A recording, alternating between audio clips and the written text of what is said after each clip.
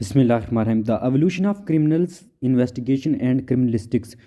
क्या होता है इस यूनिट में हम बेसिकली पढ़ेंगे क्या कि क्रिमिनल का जो इन्वेस्टिगेशन है ये इसका एवोल्यूशन कहाँ से हुआ, कैसे ये स्टार्ट हुआ, फिर आस्ता आस्ता ये ग्रेजुअली जो है ना वो डेवलप होता गया। एवोल्यूशन का मतलब होता है इर्तिका, यानी आस्ता आस्ता जो चीज़ें टाइम के साथ साथ होती हैं। और क्रिमिनलिस्टिक यानी उनको फिर प्रॉपर जो है इन्वेस्टिगेशन के बाद अरेस्ट करना क्रिमिनल्स को। अब क्योंकि यूनिट 1 है इसमें हम बेसिकली क्या करेंगे कि एवोल्यूशन देखेंगे कहाँ से जो है ना वो कैसे ये स्टार्ट हुआ, कैसे जो है ना वो कहता है कि once a crime is reported to the police. तो क्या होता है कि जब एक क्राइम रिपोर्टेड होता है यानी पहले कोई कॉल या कोई एफआईआर आती है, एफआईआर, तो वो जो पुलिस है वो इन्वेस्टिगेशन करती है। उसके साथ उसके ऊपर कुछ रिस्पॉन्सिबिलिटीज़ आती हैं ताकि वो इस क्राइम को सॉल्व कर सके। तो इस प्रॉब्लम को सॉल्व करने के लिए उनमें क्या होता है कि वो डॉक्यूमेंट इकट्ठे करते हैं, एविडेंस इंफॉर्मेशन लेते हैं वेरियस सोर्स से, कि डिफरेंट सोर्स से। इस पार्ट के लिए वो क्या करते हैं, root of criminal investigation can be traced back into England. अगर इंग्लैंड में देखा जाए 19th सेंचुरी में, तो एक वो टाइम पीरियड है जब सोशली, पॉलिटिकली और इकोनॉमिकली बहुत चेंजेस आई हैं। तो इस लिहाज से ये चेंजेस जो है ना इनको आगे कैसे जो है ना कैटलाइज किया गया है, इसको हम स्टडी करते हैं। These changes were catalyzed in the creation of the first modern detective force, the Bow Street Runner। अब क्या है कि पहली दफ़ा इंग्लैंड में जब बहुत ज़्यादा चेंजेस आ रही थी इस लिहाज से, सोशली, पॉलिटिकली, तो इकोनॉमिकली, तो उनमें जो है ना इन क्राइम्स वगैरह या इस तरह की चीज़ों को जो है ना रोकने के लिए एक बो स्ट्रीट जो है रनर, एक फोर्स, डिटेक्टिव फोर्स बनाएगी। एडिशन लंदन में जो है ना वो होम था फर्स्ट पुलिस रिफार्मर का। लंदन को ये होम कहा जाता है कि ये पहली दफ़ा पुलिस रिफार्मर की किसने थी, रॉबर्ट पील ने। उसके बाद जो है ना both of these contribution later become important in the development of police organization and investigation in the United State. उसके बाद जो है ना वो यूनाइटेड स्टेट में हुआ, यानी पहला जो स्टेप था वो था इंग्लैंड का जिक्र है जी, कि इंग्लैंड ने जो है ना ये स्टार्ट किया, इंग्लैंड ने ही पुलिस लाई, इंग्लैंड ने ही ये चीज़ें जो है ना वो स्टार्ट की थी वो स्ट्रीट रनर। और फिर जो है ना वो एक पुलिस जो है रिफॉर्म ऑर्गेनाइजेशन बनाई गई।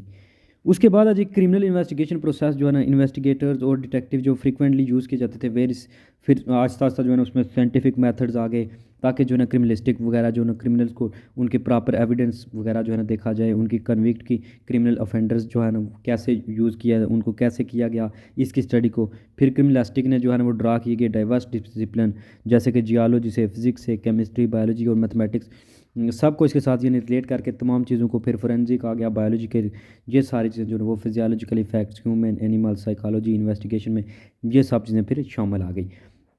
अब जो एक्सपर्ट कुछ और थे इन अदर एरियाज़ ऑफ क्रिमिनलिस्टिक, उनमें बॉटनी थी कि पौधों के लिहाज से जो है ना वो यानी केमिकल वगैरह जो यूज़ करते हैं लोग क्रिमिनल। फिर फोरेंसिक पैथोलॉजी के जो फोरेंसिक में जो जैसे डीएनए वगैरह की पैथोलॉजी। फिर जो कुछ प्लांट वगैरह डिजीज़ काज करते हैं, यानी प्लांट में जो चीज़ें जो डिजीज़ काज करते हैं उनको।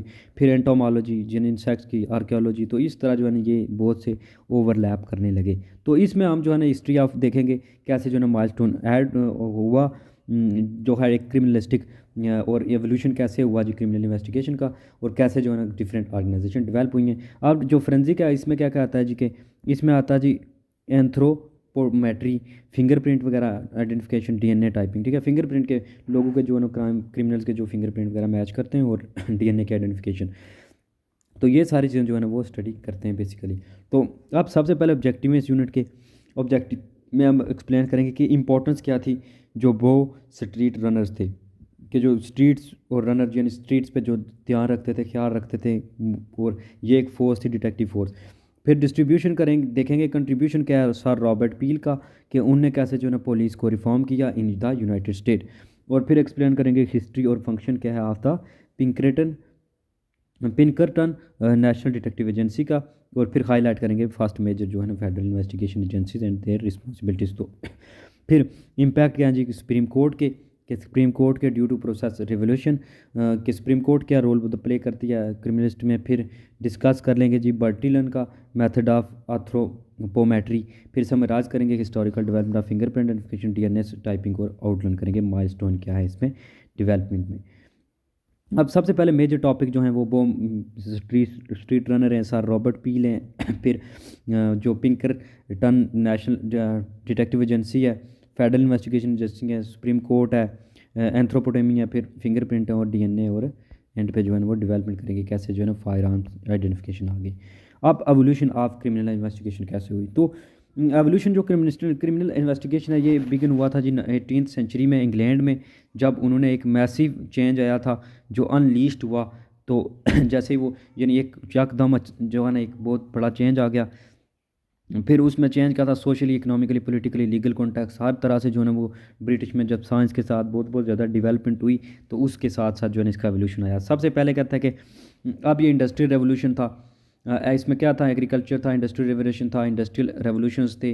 अब इसमें वो कहता है कि इस 18th सेंचुरी में जो बहुत बड़े इवेंट हुए वो एग्रीकल्चर रेवोल्यूशन था और इंडस्ट्रियल रेवोल्यूशन था, कि लोगों ने बहुत ज़्यादा जो है ना एग्रीकल्चर की तरफ ध्यान दिया और फिर इंडस्ट्री की बहुत ज़्यादा लाग पड़ी थी कि 19th सेंचुरी में हर तरह से जो है ना वो ये तमाम तरह जो डेवलपमेंट होने शुरू हो गई थी 19th सेंचुरी में। इंडस्ट्री में हर चीज़ की इंडस्ट्री यानी लगना शुरू हो गई थी मोस्टली जो है ना वो। फिर कहता है the Fieldings crime information and the Bow Street runner. अब क्या हुआ, 1975 में Henry Fielding establish a small group of volunteer non-uniformed home owners to take thieves। तो जो 1750 में था, हेनरी फील्डिंग ने इस्टेब्लिश किया था जी एक स्मॉल ग्रुप वॉल्टियर लोगों का, कि जो अपनी मर्ज़ी से करना चाहते थे, ठीक है, बगैर किसी पे के, या जो नॉन यूनिफॉर्म थे और होम ओनर्स थे, उनका यूनिफॉर्म भी कौन था, होम ओनर्स थे, और वो थीव्स वगैरह को टेक करते थे जी, यानी वो अपनी मर्ज़ी से।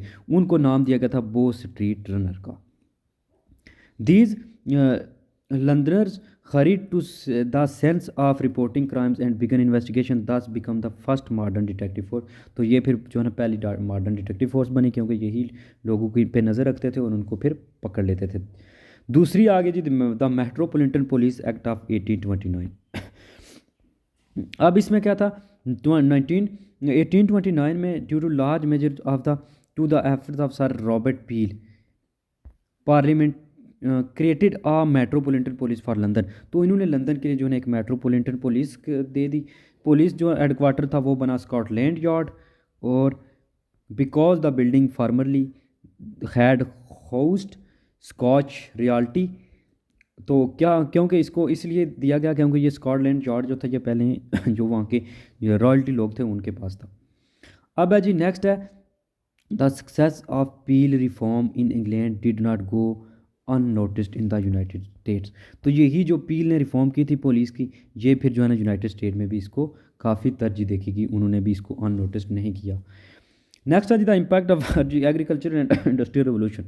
तो 18th सेंचुरी में क्योंकि दो इवेंट मेजर हुए थे, एक तो एग्रीकल्चर रिवोल्यूशन हुआ, दूसरा इंडस्ट्रियल रिवोल्यूशन हुआ। तो इस प्रोसेस में बहुत ज़्यादा चीज़ें जो है ना चेंज हुई, जो है ना प्रोफाउंडली इफेक्टेड हुई। जैसे police services were delivered and investigation conducted. तो पुलिस सर्विसेज जो है ना वो डिलीवर हुई, इन्वेस्टिगेशन कंडक्ट की गई। इम्प्रूव जो एग्रीकल्चर मेथड थे वो इंट्रोड्यूस किए गए थे 1730 में चार्ल्स टॉनशेड ने। टॉनशेड ने उन्होंने क्रॉप रोटेशन सिस्टम इंट्रोड्यूस करवाया।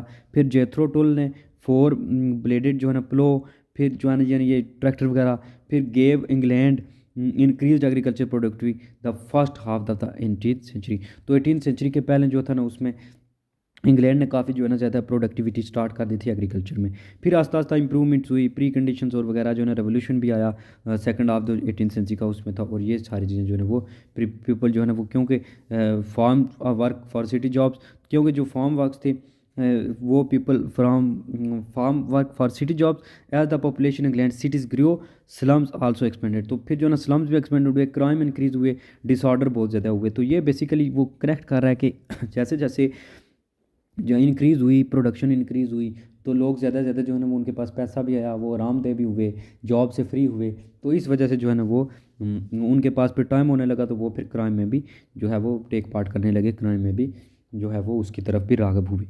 अब फील्डिंग यानी crime information and the Bow Street runner. अब 1748 में हेनरी फील्डिंग ने बो स्ट्रीट रनर जो है ना वो इस्टेब्लिश किए।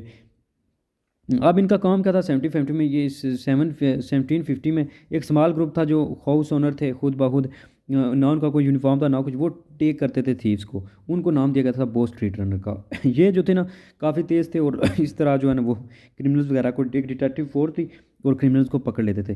तो 1752 में जो है ना वो फिर जो फील्डिंग था उसने बिगेन किया जी पब्लिशिंग द कोवेंट गार्डन जर्नल, जिसका मतलब ये था कि circulating the description of wanted web persons. On his death, उसकी डेथ हुई 1754 में, और हेनरी फील्डिंग ने जो है ना successfully by his blind half brother John fielding who carried on Henrys idea for another 25 year, तो वो फिर जो है ना 25 ईयर था उसका आइडिया जो था वो बॉस स्ट्रीट रनर का वो चलता रहा। तो वो फिर Bow street runner were no longer volunteer but paid government detectives. तो वो फिर जो है ना 1785 तक क्या हुआ कि 4 of the Bow street runner were no longer volunteer but paid government detectives, लेकिन वो गवर्नमेंट के डिटेक्टिव पे करते थे गवर्नमेंट उन्हें। अब जो मेट्रोपॉलिटन पुलिस एक्ट आया 1829 में, ये जी 1816, 1818 और अगेन 82 में जो है ना इंग्लैंड पार्लियामेंट ने रिजेक्ट किए प्रपोजल को। लेकिन फिर जो है ना एक centralize professional police force London में कायम की गई पॉलिटिकल फिजिकलिस्ट के मुताबिक, जिसका डायरेक्ट जो था ना वो थ्रेट था, क्योंकि एक पब्लिक था, एक ग्रुप था जो करता था आर्गू, और वो फोर्स थी वो डायरेक्ट थ्रेट था पर जो पब्लिक लिबर्टी थी लोगों के लिए। तो उन एक other group composed of reform such as Jeremy Bentham and जो है ना पैट्रिक कोलकम जो है ना, उन्होंने जो है ना ये आर्गू किया, और absence that the absence rather than the presence of social control was the greater danger to political liberty. तो ये क्योंकि पॉलिटिकल लिबर्टी को बहुत ज़्यादा डेंजर था, इसलिए 1829 में फिर एफर्ट बनाए गए।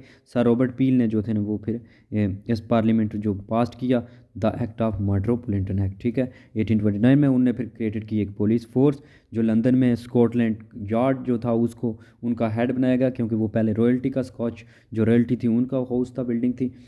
पुलिस जो कांस्टेबल्स थे वो रेफर किए जाते थे एज बॉबीज़। उसके बाद जो एक play on peels first name, क्योंकि ये जो था ना एक प्ले था जो पील के फर्स्ट नेम पे था। फिर जो है ना फ्रेंच सिटीज़न ने उसको एक्सपीरियंस किया और ऑपरेशन अंडर सेंट्रलाइज पुलिस होने लगे। ब्रिटिश पुलिस जो है ना वो suspicious of and that time even hostile to the new force. तो फिर एक रिस्पांस में हाई स्टैंडर्ड सेट किया गया पुलिस फोर्स के लिए, जो 5000 to 6000 जो है ना वो force resignation from the force during the first 3 year operation. ये रिकॉर्ड क्लियर जो इंडिकेशन करता है कि पुलिस जो थी administration were requiring officer to maintain high standard of conduct. तो फिर उन्होंने फिर जो ना कुछ ही टाइम में मेट्रोपॉलिटन ऑफिसर की रेपुटेशन जो है ना फेयरनेस करने के लिए उन्होंने इसको international model of professional policing की किया गया। और despite growing popularity of the uniform bobbies, however, there was fear that the use of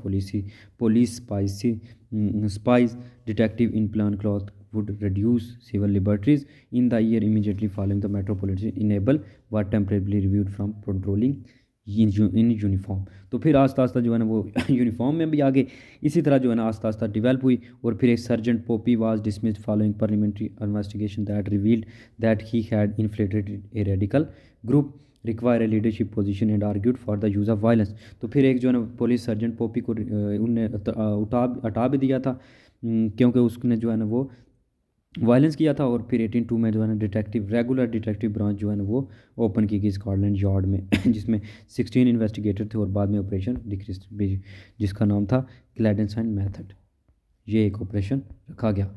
तो ये था जी बेसिक कुछ इनिशिएटिव। अब अमेरिकन जो इनिशिएटिव लिए गए, अमेरिकन में जो पील रिफॉर्म की थी पुलिस ने, उनने अमेरिका ने उसको अननोटिस नहीं किया, बल्कि उन्होंने भी स्टीफन गिररार्ड बेनक्वेटेड ने जो ना $13,190 जो है ना वो फिलाडेल्फिया में किए और एक डेवलप की जी कॉम्पिटेंट पुलिस जिसका नाम था जी फोर्स का न्यू ऑरलेंस एंड जो थे वो किनेटी और 1852 में। तो फिर एंड जो है ना बाल्टीमोर और अमेरिका के जो फर्स्ट पे डे लाइट पुलिस फोर्स आ गई। तो फिर ऐसे ऑर्डर वगैरह आर्डिनेंस वगैरह पास किए गए जिनमें 3 ईयर में ही जो है ना वो कंसेप्ट ऑफ जो पेड पुलिस ऑफिसर फोर्स था वो रीअपीयर हुआ अमेरिका में, और सिटीज़न जो है ना वो बर्डन ताकि उनसे हटाया जाए। फिर जो है ना मैसिव क्राइम वगैरह को रोका जाए। फिर 1836 में जो है ना न्यूयॉर्क सिटी में रिजेक्टेड किया गया कि नोशन पुलिस फोर्स का, फिर जिसको एडवोकेट किया था पील ने। तो फिर कमेटी ने स्टडी किया आइडिया और कंक्लूड किया कि जो बेटर इमरजेंसीज के लिए जो है ना वो रिलाई करते हैं सिटीजन के लिए देन डिस्पोर्टिंग गवर्नमेंट को जो है ना। फिर उनने किया कि बिफोर मिड सेंचुरी उनने अमेरिका ने जो है ना वो सिटीज़ हैड पुलिस सर्विसेज, उनने पुलिस सर्विसेज कायम की, एग्जिस्ट वर इन एडिक्वेट मुनासिब मिकदार में पुलिस को वो पेड भी करते थे पुलिस डिपार्टमेंट को। Only at night are treated day and night services are entirely separate organization. तो डे और नाइट की दोनों को सेपरेट देते थे। फिर 1844 में जो है ना न्यूयॉर्क स्टेट लेजिस्लेटर क्रिएटेड किया गया जिसमें फर्स्ट यूनिफॉर्म पुलिस फोर्स जो है ना वो इंट्रोड्यूस की गई।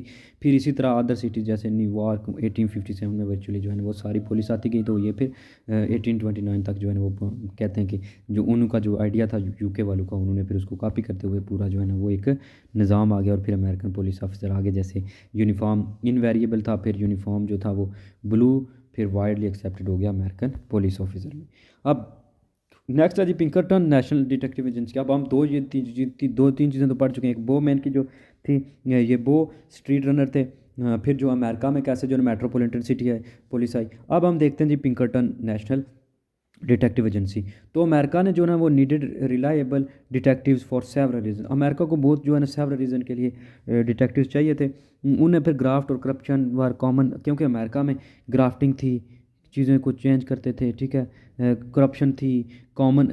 जो बिग सिटी पुलिस ऑफिसर थे, ठीक है, वर common among American big city police officer के जो अमेरिका के बड़े पुलिस ऑफिसर थे वो ये करते थे ग्राफ्टिंग और करप्शन। फिर जुरिस्डिक्शन ऑफ जो शेरिफ ये पुलिस ऑफिसर्स हैं and municipal officers was limited. फिर उनके जो है ना वो लिमिटेड किया गया जो अख्तियार थे। फिर लिटल जो इन्फॉर्मेशन शेयर की गई लॉ इन्फॉर्मेशन एजेंसी ने। देन जो ऑफेंडर्स जो ऑफन फ्लैट करते थे from one jurisdiction to another with immunity with enforcement with impunity. फिर इंफॉर्मेशन शेयरिंग की वास्ट और इम्प्रूव किया गया 150 ईयर में, but in area that still requires further development. लेकिन फिर भी कुछ फर्दर रिक्वायरमेंट थी। 1846 को सींग देखे गया कि रिलायबल जो इन्वेस्टिगेटर थे two farmers S T. Louis police officer form the first recorded police private detective agency. जो लुइस पुलिस ने जो है पहली दफ़ा सर एस.टी. लुइस ने एक प्राइवेट एजेंसी बनाई। मेजर जो प्राइवेट डिटेक्टिव एजेंसी थी 19वीं सेंचुरी में जो यूएसए में बनाई गई उसका नाम था एलन पिंकरटन। एलन पिंकरटन जो 1819 से 1884 उनकी था। 1850 में जो है ना आफ्टर वार के शिकागो डिटेक्टिव एंड यूएस। तो एक शिकागो और डिटेक्टिव यूएस में जो है ना उनने मेल एजेंट थे जिनका नाम था पिंकरटन। उनने प्राइवेट डिटेक्टिव एजेंसी बनाई with attorney Edward rocker, attorney के साथ एडवर्ड रॉकर के साथ। जो पिंकरटन था ये ट्रेडमार्क था open eye above the slogan we never sleep.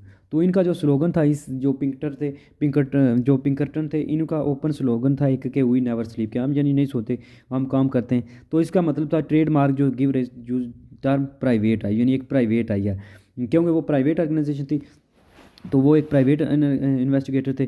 तो छुपे जो है ना पिंकस्टन ने इन्जॉय किया जी विद सच इनॉर्मस सक्सेस। उसको बहुत ज़्यादा सक्सेस मिली क्योंकि ये प्राइवेट था, बहुत ज़्यादा लोगों ने फिर इसको इसी के नाम पे यानी पिंकरटन जो है ना was a nickname for any American government detective. तो अभी भी जो है ना वो जो कुछ भी गवर्नमेंट डिटेक्टिव हैं उनको पिंकरटन का देता जाता है। तो 15 जो लिस्ट अचीवमेंट जो पिंकरटन की इम्प्रेसिव थी। पिंकरटिव रिपोर्टेडली डिस्कवर किया जी और फाइल किया assassination attempt on president elect Lincoln in Baltimore में जो प्रेसिडेंट जो इलेक्ट थे लिंकन उन पे जब अटैक हुआ तो उसको जो है ना उसको फाल्ट किया गया।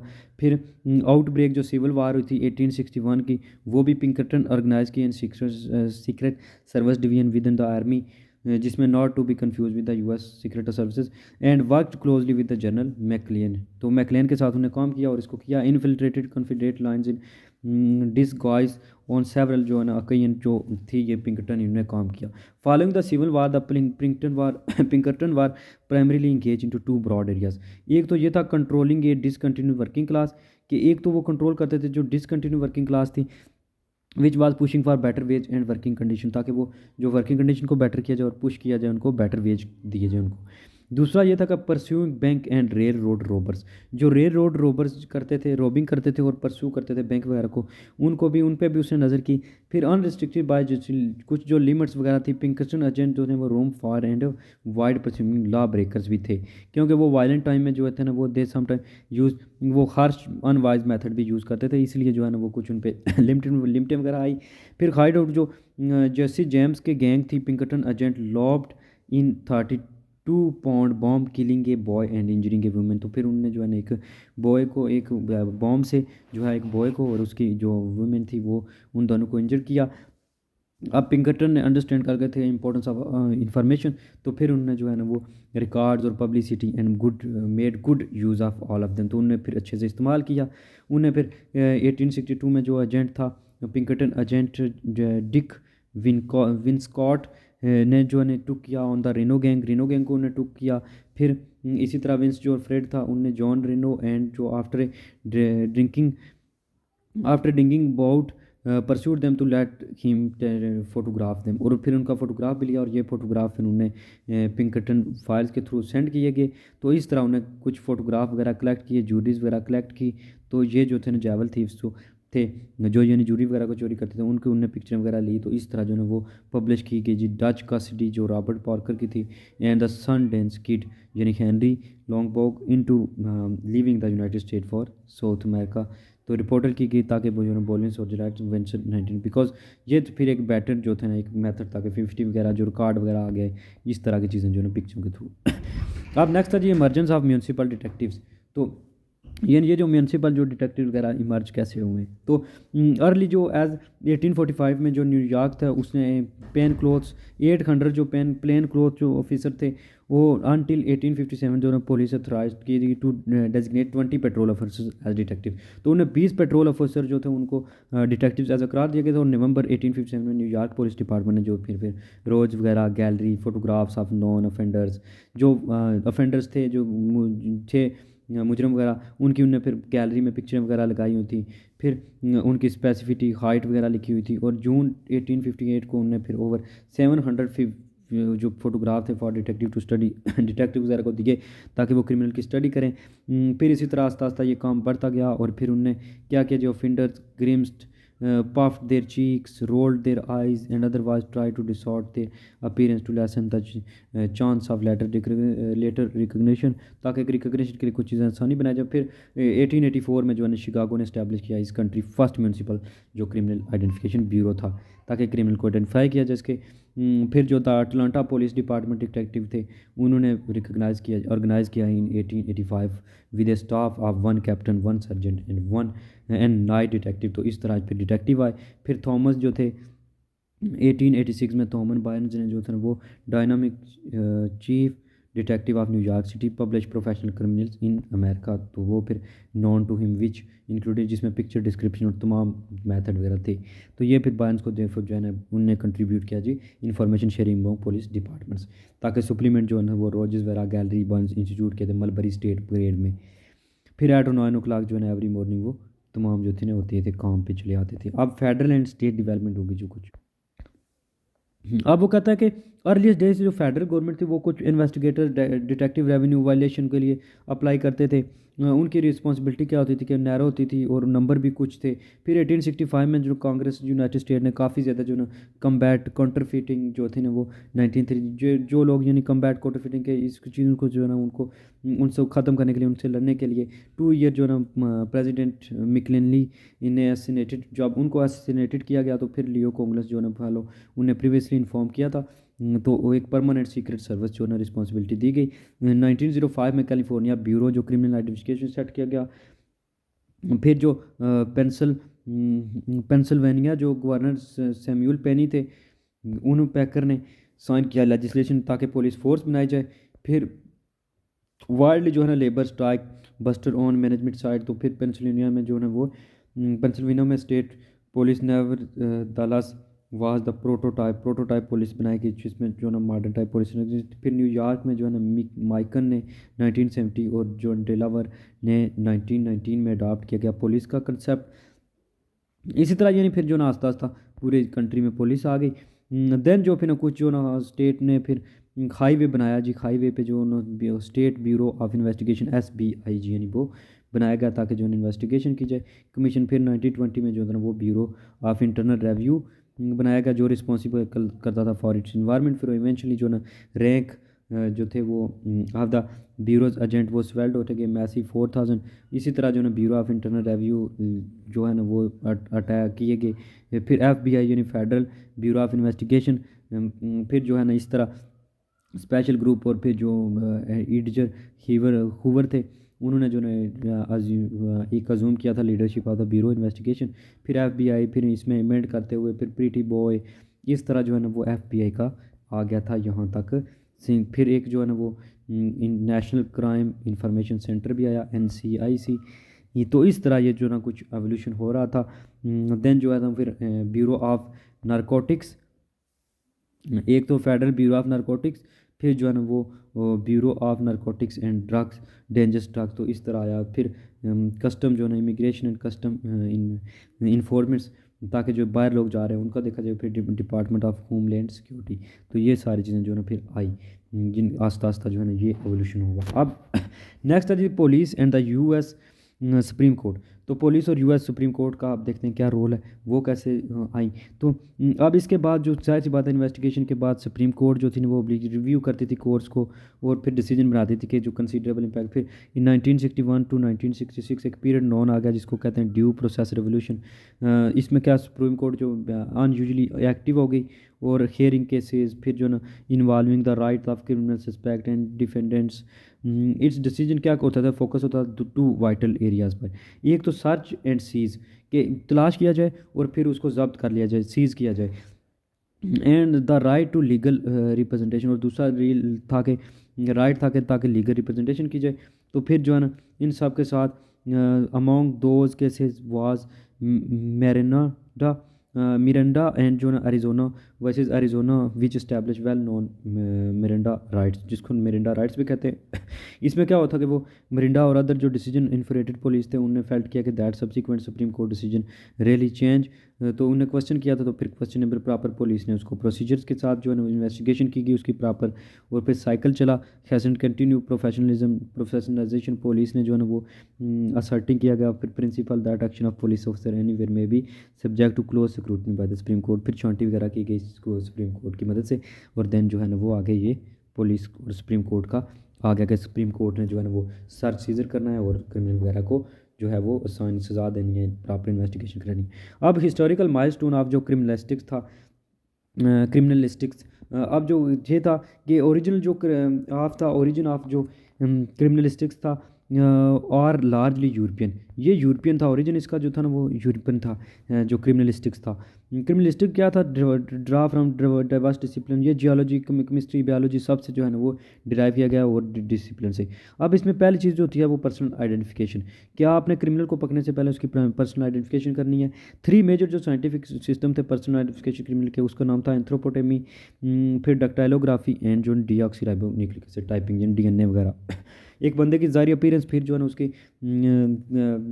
डीएनए वगैरह और हाइट वगैरह, ये सारी चीज़ें जो वो तीनों थी। अब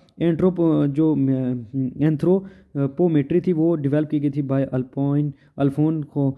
अल्फोंस बर्टलन ने, who is regarded as the father of criminal identification, जिनको फादर ऑफ क्रिमिनल आइडेंटिफिकेशन कहा जाता है, Alphonse Bertillon. Bertillon system of जो क्रिमिनल इन्वेस्टिगेशन की ये टेक्निक यूज़ की जाती ताकि अमेरिकन यूज़ करते थे, अमेरिकन लॉ ऑफ इन्फॉर्मेंस रूटेड थी, ताकि वो एंथ्रोपोटेमी यानी जो फोकस करती थी कि meticulous measurements and regarding parts and component of the human body को ज़ाहिर अपीयरेंस देखकर उसके कंपोनेंट्स वगैरह उसके पार्ट्स वगैरह को देख के वो उसकी आइडेंटिफिकेशन करते थे, बॉडी पार्ट, और कंपेयरिंग करते थे उसकी मेजरमेंट वगैरह जो है ना उसकी हाइट वगैरह इस तरह। फिर जो अल्फोंस बर्टिलोन थे ये एक फ्रेंच क्रिमिनोलॉजिस्ट थे जिन्हें फर्स्ट जो है ना वो एंथ्रोपोटेमिक सिस्टम को फिजिकल मेजरमेंट ऑफ बॉडी यानी पार्ट्स, हेड वगैरह, फेस वगैरह, इसकी डिटेल जो है ना वो इंट्रोड्यूस करवाई थी।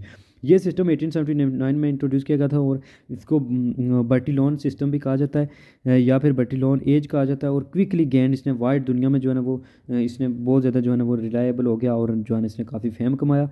1884 में जो है ना alone French police and Burton system जो था ना वो कैप्चर किया उन्हें 248 रिपीट ऑफेंडर, जो बार बार जो था ना वो रिपीट ऑफेंडर पे काम करते थे, जो करते थे जुर्म वगैरह, उनको फिर उनने इसकी मदद से 241 जो थे वो उनको किया। फिर लॉ इन्फोर्समेंट जो अदारे थे उन एजेंसी ने आस्ता आस्ता जो है ना इसमें अचीव रिकॉर्ड नॉन क्रिमिनल्स का और उनका रिकॉर्ड बनना शुरू किया। और फिर जो है ना इसमें उनकी एंथ्रोपोमेट्रिक जो मेजरमेंट थी उनकी यानी बॉडी वगैरह, फेस वगैरह, तो ये सारी चीज़ें जो है ना वो की। फिर इसको जो है ना फोटोग्राफ लिए गए जो परपिटेटर के जिसको now commonly known as mug shots भी कहा जाता है, which are still in use today, जो आज अभी भी याद किया जाए, अभी भी यूज़ करते हैं मोस्टली। फिर जो ये बर्टिलन सिस्टम था ये इंट्रोड्यूस किया गया यूएस में 1886 में बाय जो है ना RW मैकलोगी ने। फिर जो है ना इसने वार्डन, फिर इलोइंस स्टेट जो थी पर्न जोलेट, इनने फिर आस्ता आस्ता इंक्लूड किया। फिर इसमें एक इंस्ट्रक्शनल थ्योरी भी इंक्लूड होती है जिसको नाम कहते हैं जी signaletic instructional, including the theory and practice of anthropometrical identification. ये फ्रेंच इंग्लिश से निकाली गई है और इसको यूज़ किया जाता है स्टेट में क्विकली, और ये अडॉप्ट भी की गई ताकि जो है ना वो डिकेट से, ताकि फिंगरप्रिंट साइंस, फिर आस्ता आस्ता जो है ना वो फिंगरप्रिंट वेस्ट ब्रदर्स आए जिन्होंने डेमोस्ट्रेट के merging science of fingerprint identification की, जो वेस्ट ब्रदर्स ने किया। फिर 1903 में एक मैन नेम जिसका नाम था विल वेस्ट, उन्होंने जो थी ना वो किया गया आज के लिवनवर्थ कैंसस में कि एक फोटोग्राफ और measure using the Bertillon system को मयर किए थे विल वेस्ट ने जो है measurement identical criminal to the same potentially कि वो बॉडी लिहाज से कुछ सेम ही होते हैं। फिर क्रिमिनल ऑफेंड करते 1901 में जो है ना फर्दर मोर फोटोग्राफ शो किए गए ताकि रिजेंबल किया जाए वन अनदर, और फिर आइडेंटिफाई किया जाए टू मैन को। क्या था फिर फिंगरप्रिंट की मदद से आप जो है ना मज़ीद उसको आइडेंटिफाई कर सकते हैं। पहले बॉडी का था, फिर आप फिंगरप्रिंट वाला आ गया है।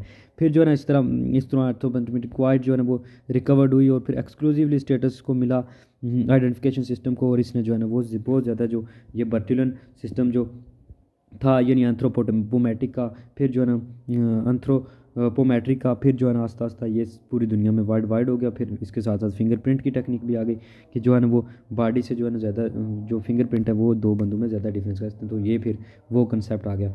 नेक्स्ट है जी डेक्टाइलोग्राफी। अब डेक्टाइलोग्राफी तो सिंगल आ गया जी साइंटिफिक स्टडी ऑफ फिंगरप्रिंट्स, जो जिसको डेक्टाइलोग्राफी भी कहते हैं। वाटर फिंगरप्रिंट्स होते हैं क्या कि फिंगरप्रिंट्स ऐसी चीज़ है जो नॉट एग्जैक्टली अलाइक हैं दो बंदों के, जो आइडेंटिकल ट्विन्स हैं उनके भी सेम नहीं होते। अच्छा, फिंगरप्रिंट होता क्या है जी? फिंगरप्रिंट तो किसी के भी जो है दो बंदों के आपस में अलाइक नहीं हो सकते, एक जैसे नहीं हो सकते। फिंगरप्रिंट होता क्या है कि फिंगरप्रिंट जो इनसाइड फिंगर के आपके पैटर्न है, जिनकी जो लाइनें लगी हुई हैं एट द टिप अब फिंगर्स जो है ना पर्सन बर्थ से लेके जो है ना वो डे ऑफ डाई तक वो रहती हैं। तो इस तरह जो है ना वो बहुत आइडेंटिफाई सिंपल करता है, क्योंकि ये रिकॉर्ड कीपिंग होता है कि ये आप आइडेंटिफिकल सेट जो है ना वो फाउंड किए गए। फिर जो है ना कुछ इस तरह बनाया गया। फिर भी जो फेडरल ब्यूरो ऑफ इन्वेस्टिगेशन था अमेरिका का, उसने जो फिंगरप्रिंट था उसको क्लासीफाई किया 4 बेसिक शेप में। उन्होंने जो है पैटर्न को क्वालिफाई किया था, क्लासीफाई। उनमें एक नाम था arches, loops, whorls and composites, यानी जिस लिहाज से कुछ के बिल्कुल सीधी सीधी लाइन से कुछ की जुड़ी हुई थी, कुछ के अलग अलग थी, और कुछ की बिल्कुल फूल के वाल की तरह थी, बिल्कुल जो से एक गुच्छा होता है, ठीक है। What makes them too different, या अब इनको डिफरेंट कौन बनाता है? तो to begin with our skin tissues consist of two layers of tissue. दो लेयर्स हमारी बॉडी में होते हैं टिश्यूज़ की, एक को कहता है वो थिक है, दूसरी जो है ना वो अंदर जो वाली जो होती है वो डीप लेयर, वो delicate membrane called the epidermis. ऊपर वाली हमारी लेयर को एपिडर्मस कहते हैं। कोल्ड ब्लडेड जो एनिमल होते हैं इनकी एपिडर्मस जो होती है फिट होती है स्मूथली ऑन द कोरियम। तो देर नो, इनमें कोई रिजिड्स नहीं होते, कोई रिज नहीं होते, ताकि जो है ना वो प्रिंट बना सकें। बट जो मेमल्स हैं इनमें लेयर ऑफ स्किन जो होती है वो क्लोजली जॉइन की होती हैं, इसलिए जो है ना इनमें कोरियम, क्योंकि उनकी जो है लूजली होती हैं, इनकी जो है टास से ही अटैच होती हैं, इस वजह से जो है इनकी लेयर्स बनती हैं एपिडर्मस पे। तो इन प्रोजेक्शंस की वजह से वो क्लोजली अटैच होते हैं। और जो वो कहता है among whom animal these bags that stick of the scattered at random. तो फिर जो है ना वो उनकी एप्स वगैरह हो गए, एप्स यानी बंदर वगैरह हो गए, फिर जो है ना इस तरह इनकी स्किन पे पैरेलल रोज बनती हैं, पैरेलल रोज ऑफ रिच, जिनकी फिंगरप्रिंट वो प्रीटी मच अलाइक होते हैं, बट जो है वो उनका पैटर्न डेफिनेट पैटर्न होता है, वो एक दूसरे से अलग होते हैं। फिर फिंगरप्रिंट फाइल्स बनाई गई कि मैनी गवर्नमेंट जो है ना वो सेंट्रल फाइल बनाई गई फिंगरप्रिंट की, ताकि जो है ना क्रिमिनल को एडिशन उनको मैनी क्लासिफिकेशन की गई सिटीजन को। फिर एफबीआई ने जो है ना वो किया कि कुछ जो है ना मेंबर थे आर्म फोर्स के, उन ऑल फेडरल एम्प्लॉयज़ को, प्राइवेट सिटीजन को, उनने 1960 में जो एफबीआई थे उनने फाइल किया contain fingerprint more than 179 million people के फाइल किए गए जो फिंगरप्रिंट थे। फिर आस्ता आस्ता ये फिंगरप्रिंट जो है ना वो रिकॉर्ड किए गए rolling the finger over A pad, जो एक पैड के ऊपर रोल करते हुए, ताकि उसका पैटर्न देख लिया जाए और फिर मैच कर लिया जाए। इसी तरह आस्ता आस्ता ये जो था ना वो बनाया गया। और फिर जो है ना वो उन्होंने they are the arched arch, radial loop, ulnar loop, plain whorl, central pocket loop, double loop, फिर आगे उनकी और मज़ीद जो है ना वो क्लासिफिकेशन की गई। मैचिंग फिंगरप्रिंट मैच आप कैसे करते थे कि जो पुलिस इन्वेस्टिगेट करते हैं क्राइम की, तो वो चेक कर देते थे कि सीन ऑफ क्राइम पे जो है ना जो फिंगरप्रिंट लेफ्ट रह जाता था इनविजिबली ऑन स्मूथ सरफेस, वो उसे ऑयल स्क्रीट करके उसके ऊपर थ्रू द फिंगरप्रिंट, तो उसको वो डिस्कवर कर लेते थे। और फिर उसको to discover this latent fingerprint, वो इसको as it is called the police dust a fine powder. तो एक पुलिस फाइन पाउडर बनाया था उनने, जिसको वो उसके ऊपर फेंकते थे, तो उसको फिर वो सिल्वर नाइट्रेट या आयोडीन फ्यूम के साथ सर्विस से उस फिंगरप्रिंट को अलग कर लेते तो फिंगरप्रिंट विजिबल हो जाता था। देन जो ना वो उसको मैच करते थे। अगर वो crime if someone is not suspected for of the crime the police will fingerprint match. तो वो जो उन्हें फाइल बनाई होती है उसके साथ वो मैच करते थे। और अगर पुलिस के साथ नो सस्पेक्ट हो तो पुलिस जो है photograph of the fingerprint will be forwarded to the, वो फिर FBI को फॉरवर्ड कर देते थे। वो फिर ऑटोमेटिक जो कंप्यूटर डिटरमिन था वो फिर उस बंदे की आइडेंटिटी को उसके साथ जाके मैच कर लेता था जो फिंगरप्रिंट होता था। फिर हिस्ट्री क्या है फिंगरप्रिंट की, कि जो ये फर्स्ट जो है ना मैनी सेंचुरीज अगो जो है ना person fingerprint different every other person, तो ये डिफरेंट था। क्ले टैबलेट्स फ्रॉम एंशियंट जो बेबीलोना था, उसने इंडिकेट किया था फर्स्ट सिविलाइजेशन में बेबीलोनिया जो सिविलाइजेशन थी कि क्रिमिनल्स आइडेंटिफाई करते थे criminals by the fingerprint 200 BC जो है ना पहले। फिर चाइनीज़ ने जो है ना इसको पर्सनल सिग्नेचर बनाया गया, चाइनीज़ यूज़ करते थे परमानेंट। फिर सर विलियम जो हर्चल था ब्रिटिश ऑफिसर इंडिया में थे, उन्होंने 1850 में जो है इसको सिस्टमेटिक यूज़ किया गया फिंगरप्रिंटिंग का, ताकि प्रॉपर जो है फिंगर की जाए। फिर इसकी एक डिवाइस की सर फ्रांसिस गाल्टन ने, जो इंग्लिश साइंटिस्ट थे उनने, ताकि लेटर जो है ना परफेक्टेड रिफाइन किया गया बाय सर हेनरी ने जो कमिश्नर थे स्कॉटलैंड यार्ड लंदन में। उन्होंने फिर जो है ना इसको मज़ीद बेहतर किया। फिर जो है ना fingerprint were first establish in United state में इस्टेब्लिश किया, और फिर आस्ता आस्ता स्टेट प्रिजन में और फिर एक्सचेंज होते गए। FBI जो फेडरल ब्यूरो ऑफ इन्वेस्टिगेशन था, उन्होंने फिर इसको प्रॉपर नाम दे दिया गया। अब जो अर्ली डिस्कवरी की गई थी वो 1900 में फर्स्ट कंट्री जो इंग्लैंड था उसने डेक्टाइलोग्राफी यानी ये फिंगरप्रिंट का तरीका मुतारफ़ करवाया। फिर हार्चल फ्लॉड की कंट्रोवर्सी आई, उन्होंने फिर ब्रोक बिटवीन विलियम हार्चल और हेनरी फ्लॉड ने जो है बहुत क्लेम किया कि डिस्कवर आइडेंटिफिकेशन की गई जी क्रिमिनल की। फिर गॉल्टन ने जो थे अर्जेंटेनियन, फिर जो है ना हेनरी सिस्टम आया, फिर फ्रोटो जेम्स जोन्स ने जो है ना वो इसको मज़ीद जो है ना आइडेंटिफाई किए कुछ जिन लोगों पे उन्हें शक था। फिर वेस्ट केस, और फिर जो है ना वो राइवलरी ऑफ जो विंच एंड हेनरी सिस्टम था, उनने फिर इसको प्रॉपर जो है ना वो नाम दिया गया। ये कुछ बुक्स थी, और जो है बेसिकली हमने फिंगरप्रिंट देखा कैसे हुआ और कैसे डेवलप हुई ये टेक्निक जिन डेक्टाइलोग्राफी। फिर जो है ना इसको कैसे कैसे डिवाइस वगैरह किया गया और कैसे आइडेंटिफाई किया। अब DNA टाइपिंग यानी DNA मैच करने का कैसे जैसे DNA डिस्कवर किया गया जी, फिर इसी के साथ DNA टाइपिंग प्रोसीजर भी आया कि बायोलॉजी कल से एक्सट्रैक्टेड किया गया biological sample obtain from individual is analysed, उसे एनालाइज किया गया और पैटर्न जनरेट किया गया ताकि जो है ना DNA प्रोफाइल किया जाए। अब क्या होता है कि ये प्रोफाइल यूनिक था हर पर्सन का, डिराइव फ्रॉम आइडेंटिकल जो ट्विन्स थे उनका थोड़ा सेम था, बाकी सबका डिफरेंस था।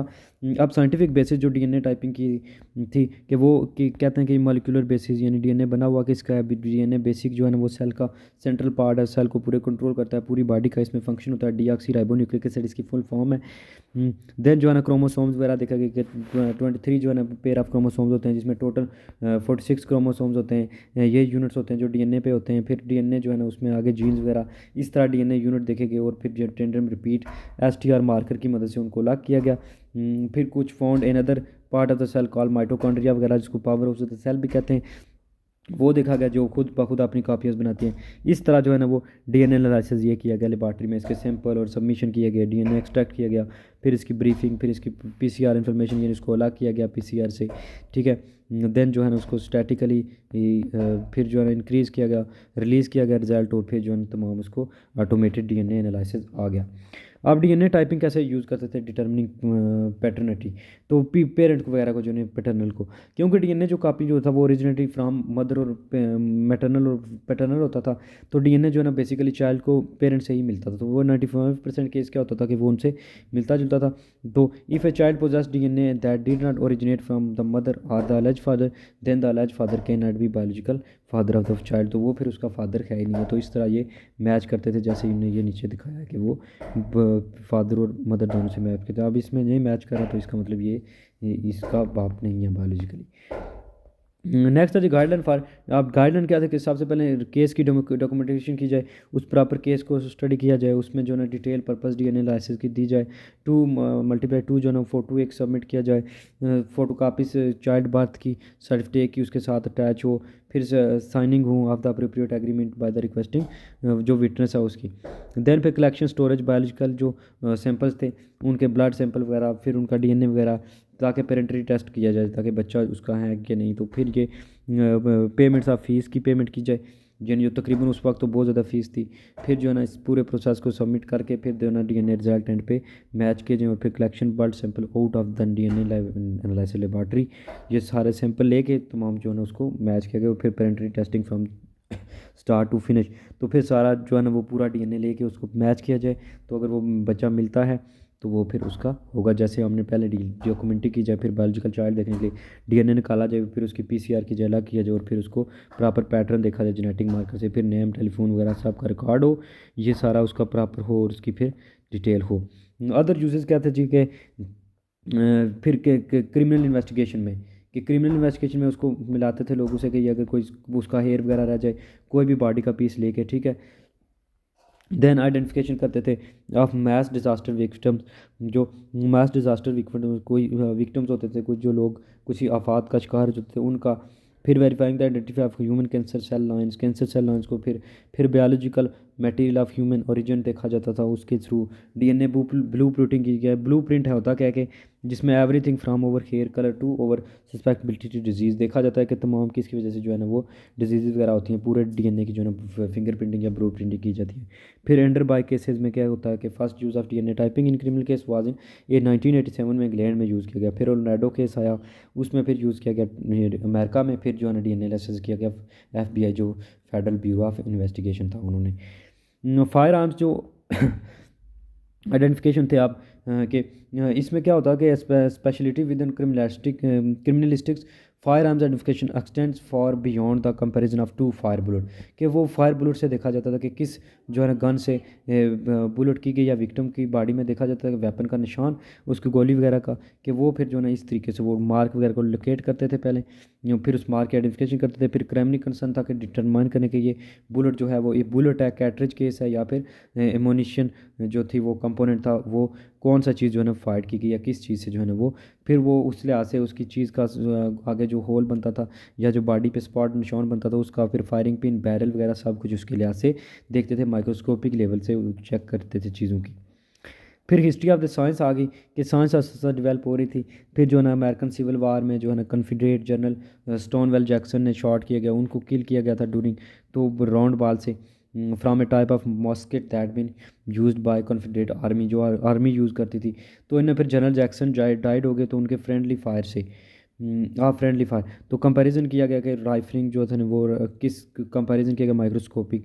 तो फिर लेफ्टिनेंट जो कॉलिन कैल्विन थे उनने एग्जामिन किया, तो उन्होंने फायर में रिलेटेड एविडेंस में देखा कि ये जो थे वो वैलेंटाइन मस्कारा इन मैसाकेर इन शिकागोलियंस, और फिर मॉडर्न जो है ना फिर फायर आर्म जो है वो यूज़ किया गया। इस तरह चीज़ें जो है ना वो यूज़ की गई और देखा गया कि किस मार्क से किस गन से ये यूज़ हुई। ये फिर कुछ गन्स के नाम लिखे।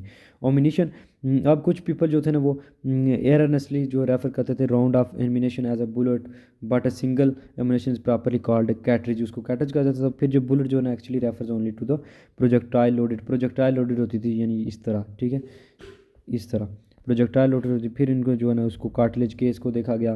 फिर जो है ना गन पाउडर वगैरह का चेक करते थे, कार्टिलेज देखते थे कि मेटल सिलेंडर है या क्या सर्व करता है। फिर बुलेट को प्रोजेक्टाइल मूवमेंट में फेंक के उसको तमाम जो है ना सीटें चेक करके देखते थे। फिर कैलिबर ऑफ कार्टिलेज देखते थे कि उसकी कैपेसिटी कितनी है, कैलिबर कितना है, उसका जो है ना वो डायामीटर वगैरह कितना है, ये सारी चीज़ें नोट करके यानी कौन सी गोली शॉर्ट गन होगी। या तो ये फिर शॉर्ट गन शेल्स थे, कुछ शेल्स के हिसाब से वो देखते कि ये बर्ड शॉट है, ये बग शॉट और ये स्लग है। ये तीन नामूने दिए हुए थे, इनको इस लाइन से डिवाइड करते थे। ये फिर गन्स थे, इनके ये बोर्स वगैरह देख लेते थे, चैम्बर और 5 to 9 ये कौन सी गन है, यानी इस तरह। Pistol is a hand gun होता है जिसमें which the chamber is a part of barrel और ग्रेजुअली लोड किया जाता है और मैगजीन जो है इंसर्टेड की जाती है इनटू ग्रिप ऑफ पिस्टल में। फिर लो लॉन्ग गन्स आगे जो फार्म जो शोल्डर पे रखी जाती थी ताकि टू हैंड से पकड़ी जाती थी, और इसकी राइफ़ल है, शॉर्ट गन है, और राइफ़ल जो है ना वो लॉन्ग गन है which has also has a rifle barrel. तो ये फिर शॉर्ट गन्स आ गई इस तरह की जो स्मूथ बोर थी जिनमें राइफ़ल थे। फिर ये कुछ ऐसी आ गई। फिर कार्ट्रिज केस जो है ना प्रोजेक्टाइल एग्जामिनेशन देखा गया ट्रैवल करते हुए। ये जो फिर कुछ जो है ना बुलेट्स की आ गई, बुलेट्स को क्लासीफाई किया गया, कैलिबर देखा गया कि किस में कितने डायमीटर का पड़ता है, उसका कितना जो है ना वो देखा। तो इन सब की जो है ना ये सारी चीज़ें आस्ता आस्ता हुई डेवलप। फिर सीरियल नंबर जो रिस्टोरेशन आ गई कि सीरियल नंबर गन पे लगे होते थे, फिर उनको जो है ना वो देखा गया। लॉन्गर आइज़ जो उनको नेकेड आइज़ विजिबल थे, उनको नंबर लगाते कि देते थे जिस चीज़ के पास जो है ना बाइक बाइक वगैरह जैसे हो गए, बाईसाइकिल वगैरह जो होते हैं इनका नंबर इस तरह गन वगैरह पे भी नंबर लगाए जाते थे और फिर देखा जाता था मैग्नेट की मदद से। फिर ऑब्जेक्टिव्स क्या थे जी क्रिमिनल इन्वेस्टिगेशन के, कि डिटेक्ट किया जाए क्राइम को जो बेसिक था। फिर लोकेट किया जाए, आइडेंटिफाई और सस्पेक्ट क्राइम की, लोकेट डॉक्यूमेंट और उनके एविडेंस इकट्ठे किए जाएँ, अरेस्ट किया जाए सस्पेक्ट को, रिकवर की जाए स्टॉलन प्रॉपर्टीज़ को, फिर प्रिपेयर किया जाए sound criminal case for prosecution, ताकि जो है सारी चीज़ें की जाएँ। फिर विटनेस और इन्फॉर्मेशन सब की, फिर क्राइम की इन्फॉर्मेशन, फिर एविडेंस कलेक्शन प्रिजर्वेशन, और फिर ऑन उनकी ट्रेनिंग और एक्सपीरियंस इन इन्वेस्टिगेशन टेक्निक में। तो ये सब चीज़ें थी, ऐसे एवोल्यूशन हुआ है कि सब चीज़ें आस्ता आस्ता डेवलप हुई हैं। पुलिस का कैसे जो है ना इसका हुआ है, लंदन से मोस्टली जो हुआ है, फिर इंग्लैंड से, यानी फिर यूनाइटेड स्टेट में गया है, तो फिर यूरोप, फिर जो है ना फ्रेंच वगैरह का जिक्र आया दरमियान में। देन आप सेल्फ इन्वेस्टमेंट, ये जो कुछ क्वेश्चन है कि कैसे जो है ना वो रोज गैलरी का क्या काम था, पिंकरटन पुलिस जो थी वो क्या करते थे, एजेंसी जो थी प्राइवेट एजेंसी, बो स्ट्रीट रनर के क्या इंपॉर्टेंस थी, क्रिमिनल इन्वेस्टिगेशन के ऑब्जेक्टिव क्या होते हैं प्राइमरी, कि तब प्रॉपर जो है ना वो उसकी आइडेंटिफिकेशन की जाए ऑफेंडर की या क्रिमिनल की, फिर इसको जो है ना अरेस्ट किया जाए। ये फिर सैम्पलिंग, डीएनए सैम्पलिंग क्या होती है, कैसे जो है ना डीएनए के बनते हैं, होमिसाइड, फिर बर्गलरी, रॉबरी, होमिसाइड क्या होता है, ठीक है, रॉबरी ये चोरी करना, और होमिसाइड जो है ना किसी बंदे को मारना, ये सारा जो है ना वो होती हैं चीज़ें। देन जो है फिर डीएनए फैक्टर है, तो डीएनए वाकई में इफेक्ट करता है। तो ये सारा था फर्स्ट यूनिट में। Thank you for watching Education Academy, like the video, subscribe the channel, if you have any suggestion you can suggest in the comment box. अल्लाह हाफिज़।